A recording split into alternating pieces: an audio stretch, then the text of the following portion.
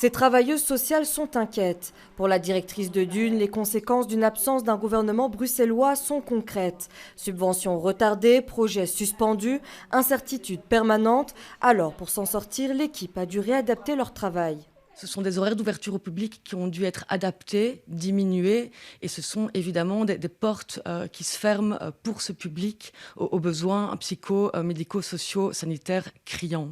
Un impact direct sur un public vulnérable, mais aussi sur les travailleurs du secteur. Faute de visibilité financière, l'ASBL doit limiter ses actions.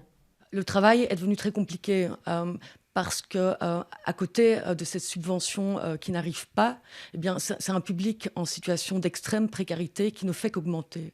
Ce sont des soirs ici à Dune où nous accueillons jusqu'à 80-100 personnes par soir. Et notre personnel, lui n'est pas augmenté de plus en plus. Mais cette réalité dépasse le cadre d'une seule association. Pour ce directeur de la Confédération du secteur non marchand, l'absence de gouvernement bruxellois fragilise l'ensemble du tissu associatif. Des impacts clairs à la fois sur l'emploi, donc dans le stress pour l'emploi, du non-renouvellement de postes, des départs volontaires, mais aussi malheureusement des licenciements et du chômage économique. Certaines ASBL ont dû, dès lors, donc, faute d'emploi, ont dû diminuer l'offre de services à la population et parfois ont dû fermer certains projets. Et après 600 jours sans gouvernement, les caisses des associations continuent de se vider. On doit fonctionner à travers ce qu'on appelle les crédits provisoires. Ça veut dire qu'on fonctionne sur base du budget 2024 non indexé. Donc il faut faire plus avec moins de moyens.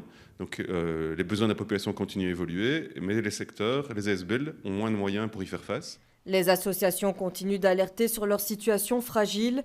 Récemment, le centre Athéna, une ASBL consacrée aux soins de première ligne, a dû fermer ses portes faute de moyens.